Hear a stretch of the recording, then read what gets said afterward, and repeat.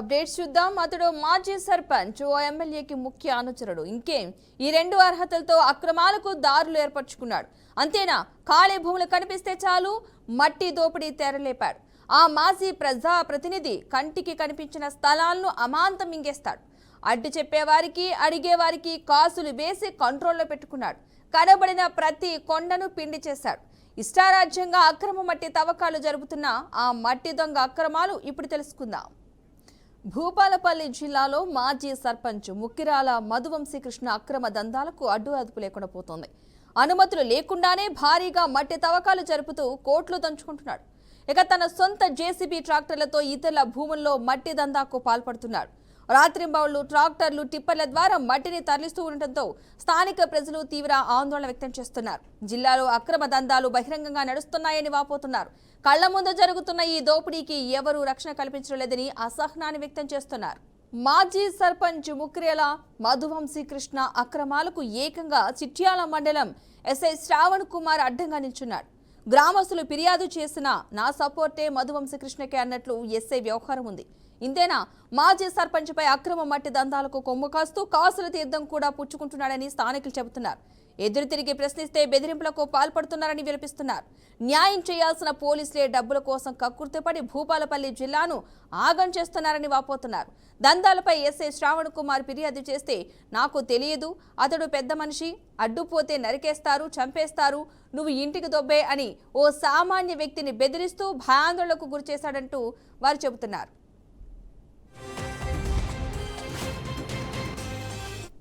Bhupalpally MLA Gandra Satyanarayana Rao అనుచరుడైన మధువంశీకృష్ణ ఇన్ని అక్రమాలు చేయడం పలు అనుమానాలకు తావిస్తోంది. అక్రమాలను అరికడతామంటూ అధికారంలోకి వచ్చిన ఎమ్మెల్యే గండ్ర సత్యనారాయణరావు తన అనుచరుడు చేస్తున్న కబ్జాలు కంటికి కనిపించడం లేదా, లేక ఎమ్మెల్యే అండదండలతోనే ఈ అక్రమాల పర్వం కొనసాగుతుందా అనే ప్రశ్నలు చీమల పుట్టల్లాగా పుడుతున్నాయి. సామాన్యుల భూమి అయిన 237, 278, 279 గల సర్వే నంబర్లో దాదాపు 30 లక్షల మట్టి తరలించినట్లు పక్కా సాక్ష్యాలు ఉన్నాయి. అయినా కూడా ఎమ్మెల్యే నుంచి ఎలాంటి స్పందన లేదు. ఈ దారుణాలను స్థానిక ప్రజలు ప్రశ్నిస్తున్నారే తప్ప ప్రజాప్రతినిధులు కనీసం నోరు కూడా మెదపడం లేదు. అనుమతులు లేవు, లైసెన్సులు లేవు, అయినా స్థానికుల భూముల్లో భారీగా మట్టి తవ్వకాలు సాగుతున్నాయి. నిజానికి భూపాలపల్లి జిల్లాలో ఎమ్మెల్యే గండ్ర సత్యనారాయణరావు, అక్కడి అనుచరుడు, అతని అనుచరుడు మాజీ సర్పంచ్ మధువంశీకృష్ణ తయారు చేసిన ప్రత్యేక చట్టాలు నడుస్తున్నాయని బహిరంగంగానే మాట్లాడుతున్నారు. చర్యలు తీసుకునే అధికారం తమకుంటే మాజీ సర్పంచ్ మధువంశీకృష్ణ అక్రమ అరాచకాలను బట్టబయలు చేసి జిల్లాను, తమ భూములను రక్షించుకుంటామని స్థానిక ప్రజలు చెప్పడం గమనార్హం. ఎంత జరుగుతున్నా అధికారులు మాత్రం ఆ జిల్లా వైపు కన్నెత్తు కూడా చూడటం లేదు. ప్రజల నుంచి ఫిర్యాదులు వెల్లువెత్తినా కనీసం వాటిని తెరిచి చూడటం లేదు. ఇంత నిర్లక్ష్యం ఎందుకు? చిట్యాల మండలం ఎస్ఐ శ్రావణ్ కుమార్ కు అందినట్లు మధువంశీకృష్ణ వద్ద నుంచి అధికారులకు కూడా ముడుపులు అందాయా అనే ప్రశ్నలు తలెత్తుతున్నాయి. ఫిర్యాదులు చేసినా చర్యలు లేవు. అక్రమ దందాలపై ఎందుకు కొరడా జులిపించడం లేదు? భూపాలపల్లిలో చట్టం పనిచేస్తోందా లేదా అన్న అనుమానాలు వ్యక్తమవుతున్నాయి. ఎప్పటికైనా అధికారులు స్పందించకపోతే మాజీ సర్పంచ్ ముక్కిరాల మధువంశీకృష్ణ అక్రమాలు మరింత పెరిగిపోయే ప్రమాదం ఉందని స్థానికులు హెచ్చరిస్తున్నారు. రైట్, ఇదే అంశానికి సంబంధించిన పూర్తి సమాచారాన్ని మా ప్రతినిధి రవీందర్ అందిస్తారు. రవీందర్, చెప్పండి, అసలు అక్కడ ఏం జరుగుతుంది? అక్రమ దందాలకు సంబంధించిన పూర్తి డీటెయిల్స్ ఏంటి అసలు? పద్మ, ఏదైతే జిల్లా చిట్యాల మండలం నవాపేట గ్రామ శివార్లో ఉన్నటువంటి పట్టా ల్యాండ్ ఏదైతే ఉందో, 237, 278, 79 సర్వే నంబర్ల గల పట్టా భూమిలో యథేచ్ఛగా కొల్లగొడుతున్న మట్టి దంద. అయితే అక్కడ ఉన్నటువంటి పట్టా యజమానులు ఎవరైతే ఉన్నారో ఆ యజమానికి పాలేరుగా ఉన్నటువంటి రాజు అనే ఎంప్లాయ్ నిన్న ఇదే సాయంత్రం 7 గంటలకు జేసీబీలు, ట్రాక్టర్లతోని మట్టి తోలుకోవడానికి వస్తే ఆయన నివారించి వాటిని అడ్డుకోవడం జరిగింది. అతని పైన భౌతిక దాడులు దిగడానికి కూడా సిద్ధపడి ఆయన మీద బయటి వ్యక్తులను తీసుకొచ్చి ఆ మాజీ సర్పంచి ఎవరైతే మధువంశీ ఉన్నారో ఆయన దాడులకు కూడా వెనకాడకుండా అతన్ని బెదిరింపులకు పాల్పడి ఆయన పైన భౌతిక దాడులకు సిద్ధమైనప్పటికీ కూడా ఏమైనా పర్వాలేదు, నా యజమాని దగ్గర నేను ఎంప్లాయీగా ఉన్నా, నా ఉద్యోగం పోతుంది కాబట్టి నేను నివారించక తప్పదు, మీది పట్టా ల్యాండ్, ఇలా మీకు అనుమతులు లేవు, ఎవరైనా కూడా మీకు అనుమతి ఇచ్చుంటే అనుమతితోని మీరు చేయాలి తప్ప ఇక్కడ జీతం ఉన్న నా దగ్గర నేను పాలేరుకున్న నా ల్యాండ్ లో మీరు వచ్చి తీయకూడదంటే అతని పైన భౌతిక దాడులకు కూడా సిద్ధపడి ఉన్నారు. నా పైన భౌతిక దాడులు చేస్తున్నారనేటువంటి ఆలోచన విధానంతో ఆయన అప్పటికప్పుడు ఎస్ఐకి ఫోన్ చేసి అక్కడికి కంప్లైంట్ చేయడం జరిగింది. అయినప్పటికీ కంప్లైంట్ చేసినప్పటికీ ఆయన కూడా ఎస్ఐ గారు, స్థానిక ఎస్ఐ గారు ఏదైతే చిట్యాల మండలం ఎస్ఐకి ఇన్ఫర్మేషన్ ఇస్తే ఆయన కూడా బెదిరింపులో పాల్పడి నువ్వు అక్కడి నుంచి దొబ్బేయి, నీకేం అవసరం, యజమాని ఇక్కడ లేడు కదా, యజమాని అయితేంది ఎవరైతే నువ్వు దొబ్బే అక్కడి నుంచి ఉండకు, నీ మీద బౌద్ధుకొని జారితే నాకు సంబంధం లేదు, నా బాధ్యతలు అంటూ కూడా ఆయన బుకాయించి బెదిరింపులో పాల్పడిన వెంటనే ఆయన ఆల్రెడీ మొత్తం కూడా ఎస్ఐ కంటే ఎవరైతే యజమానికి వచ్చినటువంటి సమాచారం మేరకు పులిసాధికారులందరూ దృష్టికి తీసుకొచ్చినప్పటికీ కూడా వాళ్ళ చర్య నిమాత్రమైంది. ఎందుకంటే రాత్రంతా కూడా అక్కడ పనిచేస్తున్నప్పటికీ కనీసం ఇన్ఫర్మేషన్ ఇచ్చినప్పటికీ కూడా ఆ ఎస్ఐ పట్టించుకోకుండా బెదిరింపులకు పాల్పడంతో అక్కడ ఉన్న పాలేరు యజమానికి ఫోన్ చేయడం జరిగింది. వెంటనే అక్కడ ఉన్నటువంటి అదే ఎంప్లాయీ 100 ఫోన్ చేస్తే కూడా మేమేం చేయలేమంటూ చేతులెత్తేసి వాళ్ళకే వంతపడి వాళ్ళతోనే మమేకమై వాళ్ళతో లావాదేవీలు తీసుకున్నారా లేదా అనేది సెకండరీ అయితే మొత్తం ఎస్ఐ గారి సమక్షంలోనే జరుగుతున్నట్టుగా అక్కడ సమాచారం ఉంది. గతంలో కూడా ఇదే మాజీ సర్పంచ్ మధువంశీ తీసుకుపోయినప్పుడు అతని పైన రాజు యాదవ్ పిటిషన్ ఎస్ఐ గారికి ఇస్తే ఎస్ఐ గారు తీసుకోకుండా పట్టించుకోకుండా గత 3 రోజుల క్రితం కూడా ఈ విధంగా ఎస్ఐ చేయడం జరిగింది. మళ్ళీ రాత్రి అదే విధంగా వచ్చి తీసుకోవడం అంటే ఎస్ఐ చర్య తీసుకోవడం పోగా బెదిరింపులకు పాల్పడి ఆ ఎంప్లాయీని అక్కడ ఉండకుండా నువ్వు దొబ్బే నీకు అవసరం లేదు, వాళ్ళు రాత్రంతా తీసుకొని వెళ్తారు అని చెప్పేసి ఆయన మాట పురమాయించుడు దాని వెనుక ఆంతర్యం ఏంటో అర్థం కావడం లేదు. అంటే వంత భూకబ్జాలు పాడే వ్యక్తులకు అక్రమార్లకు వంత ఎస్ఐ గారు అక్కడ, లేదంటే చీటింగ్ చేసి మంది భూలను కొల్లగొడుతుంటే మాఫియాలకు వంత పడుతున్నాడా ఎస్ఐ? ఏ విషయం అనేది ఉన్నతాధికారుల దృష్టికి వెళ్తే తప్ప విచారణ చేస్తే తప్ప ఆయన యొక్క మనుగడ ఏంది, ఆయన యొక్క విధి విధానాలు పేదల ప్రజల పక్షాన న్యాయపక్షాన ఉంటాడా, అవినీతి పనులతో చేతులు కలుపుతాడా అనేది కూడా తేలాల్సి ఉంది. దానిపైన కూడా రేపు జరగబోయే బాధ్యులకు అయితే మాత్రం అక్కడ స్థానిక ఎస్ఐ బాధ్యులు అవుతారు తప్ప భౌతిక దాడులు జరిగినా ఆయన చంపేస్తామంటూ మధువంశీ అయితే రవీందర్ రాజు కూడా చెప్పడం జరుగుతుంది. పద్మ, అయితే రవీందర్ ఈ అక్రమ దందా అసలు ఎప్పటి నుంచి జరుగుతుంది? అంటే అక్కడ ఉన్న స్థానికులు ఏం చెప్తున్నారు అసలు ఈ దందాకు సంబంధించి? స్థానికుల దగ్గర ట్రాక్టర్లు తీసుకుపోయి ఆయన ఒక ట్రాక్టర్ కు మధువంశీ అనే ఆయన ఒక రౌడీ లాగా ఒక గుండా లాగా ప్రవర్తిస్తూ అక్కడ ట్రాక్టర్లు తీసుకోపోయి బయట ఒక్కొక్క ట్రాక్టర్ కు 500 చొప్పున బయట సేల్ చేసి అమ్ముతున్నాడు.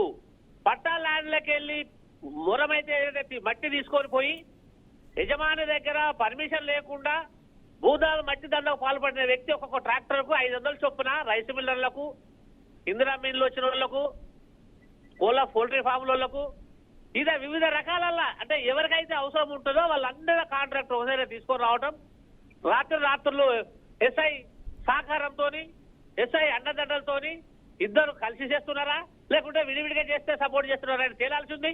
కానీ మొత్తానికి మొత్తం అయితే ఇప్పటి వరకు గత 4-5 రోజుల నుండి కూడా ఇదే తంతు కొనసాగుతుంటే ఎస్ఐ దృష్టికి వచ్చినా నిమ్మకుండాడు. అంటే వాళ్ళు మమేకమై ఉన్నటువంటి అందులో ఆయన ఎక్కడ నివారించలేకపోతున్నాడు.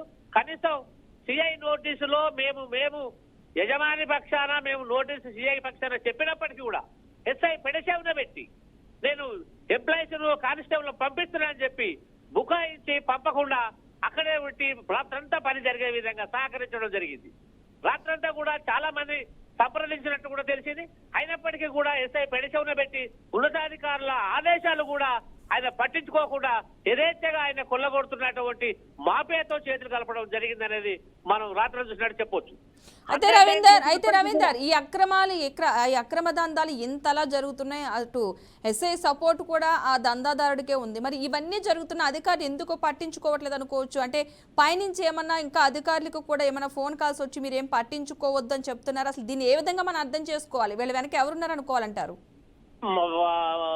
వంశీకృష్ణ స్థానిక ఎమ్మెల్యే ఎవరైతే ఉన్నారో ఆయన ముఖ్య అనుచరుడుగా ఒక పేరైతే ఉంది. ఎందుకంటే ఆయన ఫ్లెక్సీలు కొట్టడం, ఆ ఎమ్మెల్యే గంట సత్యనారాయణ గారి అనుచరుడుగా భావిస్తూ పోలీసులు కూడా వెనకాట చేస్తున్నట్టు ఇక్కడ సమాచారం అయితే ఒక చర్య తీసుకోకపోవడం వల్ల వెనకాలైతే కనిపిస్తుంది. ఎస్ఐకి సిఐకి గారికి ఎమ్మెల్యే గారు చెప్పారా, ఎమ్మెల్యే గారు పిఎల్ చెప్పారా, ఇందులో ఇతర జిల్లా నాయకులు చెప్పారా అనేది తేలాల్సి ఉంది.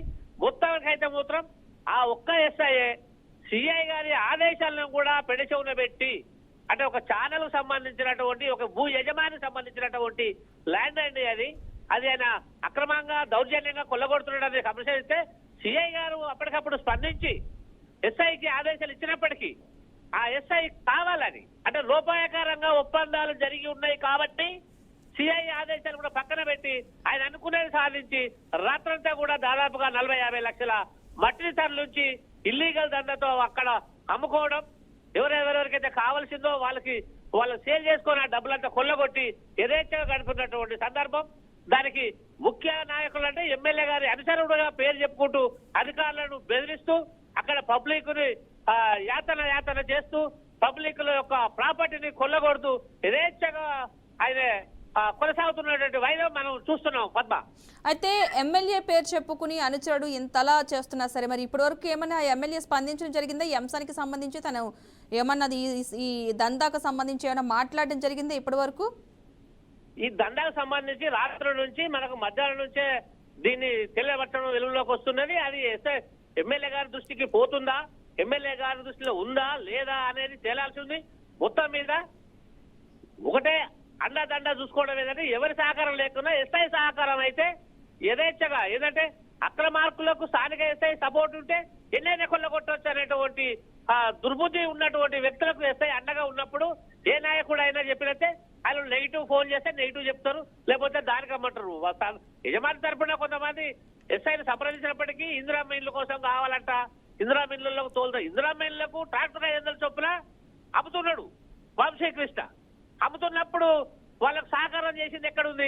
పట్టా ల్యాండ్ లో ఏ అథారిటీ లేకుండా, మైనింగ్ వల్ల పర్మిషన్ లేకుండా, ఎంఆర్ఓ పర్మిషన్ లేకుండా, పట్టా యజమాని సంబంధించినటువంటి ల్యాండ్ ఓనర్ పర్మిషన్ లేకుండా ఏదైతే కొల్లగొట్టి ఒక ట్రాక్టర్ 500-600 చొప్పున అమ్ముకోవడం జరిగింది. రాత్రి 30-40 లక్షల మట్టి దొంగిలించి అమ్ముకోవడం జరిగింది. పిటిషన్ ఇచ్చినప్పటికీ కూడా ఎస్ఐ ఇంతవరకు కూడా పక్కకు పెట్టలే, ఇంతవరకు కూడా చర్య తీసుకోలే, కనీసం దాన్ని బుట్టలో పడేశారు. 100 డైలు చేస్తే కంపల్సరీ ఎవరైతే బాధితులు ఉంటారో అతను పిలిపించి స్టేషన్కి పిలిపించి అప్లికేషన్ రాయించుకొని ఎఫ్ఐఆర్ చేయాల్సిన బాధ్యత ఎస్ఐకి ఉంటుంది. మరి ఇప్పటి వరకు కూడా 100 డైలు చేసిన వ్యక్తికి ఫోన్ రాలేదు. వచ్చిన వెంటనే ఆయన తెల్లారి ఆ రాత్రి పిలవకపోయినా తెల్లారి పిలిచి రిటర్న్ అప్లికేషన్ తీసుకొని ఎవరు వచ్చారు, ఎవరెవరు, జేసీబీ ఎవరు, ట్రాక్టర్ ఓనర్లు ఎవరు, వాళ్ళు ఎవరు తీసుకుపోయిందని చెప్పి పిటిషన్ తీసుకొని ఎఫ్ఐఆర్ చేయాల్సిన బాధ్యత ఎస్ఐకి ఉంటుంది. విడమర్చి అంటే అది పక్కన పెట్టి అది పెడచవున పెట్టి ఎంక్వైరీ లేకుండా 100 డైలు కూడా పక్కకు తప్పించిండంటే ఆయన ఏ మోతాదులో ఆ అవినీతి పనితో చేతులు కలిపిండో మనం చూస్తే తెలిసిపోతుంది. అంటే ఇంత నిక్కచ్చిగా అంటే ఇంత అవినీతి పనులతో చేతులు కలిపేంత అవసరం ఒక ఎస్ఐకి ఉంటుందా? మరి ఆ ఎస్ఐ తీసుకోవాల్సిన డ్యూటీలో బాధ్యతలో ఎందుకు విస్మరించాల్సి వచ్చింది అనేది కూడా పబ్లిక్ టాక్. అక్కడ ఉన్నటువంటి ఎవరైతే రాజు యాదవ్ అనేటువంటి ఒక ఎంప్లాయీని భయప్రాంతాలకు గురి చేస్తున్నటువంటి ఈ ఎస్ఐ పైన రేపు పొద్దున ఉన్నతాధికారుల దృష్టికి తీసుకెళ్లడం జరుగుతుంది.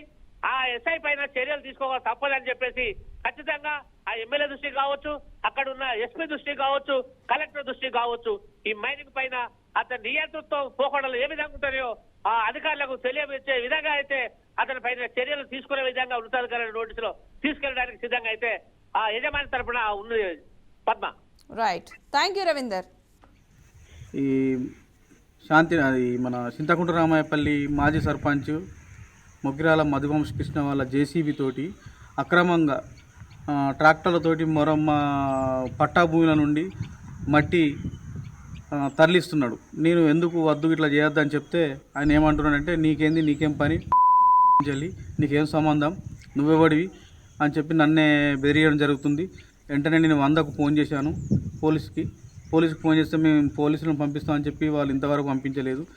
పంపించకపోతే నేను మళ్ళీ సిఐ గారికి, ఎస్ఐ గారికి ఫోన్ చేయడం జరిగింది, మైనింగ్ వారికి ఫోన్ చేయడం జరిగింది, తహసీల్దార్కి ఫోన్ చేయడం జరిగితే వాళ్ళు కూడా ఇప్పుడు ఈ నైట్ మేము ఏం చేయలేము అని చెప్తే ఎస్ఐ గారికి మళ్ళీ ఫోన్ చేస్తే ఎస్ఐ గారు నేను పంపిస్తా అని చెప్పి గట్లనే కాలాపయం చేస్తే మేము నైట్ అంతా ఆ రాత్రి అంతా సాయంత్రం 7 గంటల నుండి మరి పొద్దున 5:30 దాకా వాళ్ళు ట్రాక్టర్లతో అక్రమంగా మట్టి జారగొట్టడం జరుగుతుంది. నేను వద్దు అని అన్నా కూడా నిన్ను ఇక్కడ చంపుతాం, నిన్ను అది చేస్తాం అని చెప్పి ట్రాక్టర్ వాళ్ళను ఈ జేసీబీ డ్రైవర్లు నన్ను బెదిరియడం జరిగింది. నేను ఇక భయభ్రాంతులకు గురై నేను రాత్రి పక్కపొంటి పత్తి మిల్లు కాడ జాక్కోవడం జరిగింది. దయచేసి ఇలాంటి అక్రమార్కులను ప్రభుత్వం చర్య తీసుకొని, మా పట్టా భూమి కాబట్టి ఇది ఒక ప్రభుత్వ భూమి కాదు, మా పట్టా భూమి, ఇది మా ఓన్గా మా సార్ కొనుక్కున్న భూమి, నేను కాపలగా ఉంటున్నా కాబట్టి నాకు అతనితో మధువంశీ కృష్ణతోటి నాకు భయం ఉన్నది. కాబట్టి దయచేసి నాకు ప్రాణహాని ఉన్నది కాబట్టి దయచేసి మాకు ప్రాణహాని కాపాడాలని చెప్పి నేను కోరుకుంటున్నాను. ఈ రాత్రి రైట్, ఇక మట్టికి సంబంధించి ఇంత అక్రమ దందా జరుగుతున్నా సరే అధికారులు ఎందుకు పట్టించుకోవడం లేదు? ఎస్ఐ సపోర్ట్ చూసుకునే ఇంత అక్రమ దందా జరుగుతుందా, లేదంటే వీరు వెనక రాజకీయ నాయకుల అండదండలు ఉన్నాయో కూడా తేలాల్సిన అంశం ఉంది. ఏదైనా కానీ ఎమ్మెల్యే అనుచరుడు అని చెప్పుకున్న ఈ వ్యక్తికి సంబంధించి నిజంగానే ఎమ్మెల్యే యొక్క ప్రమేయం ఉందా లేదా, దీనిపై ఎమ్మెల్యే స్పందించాల్సిన అవసరం ఎంతైనా ఉంది.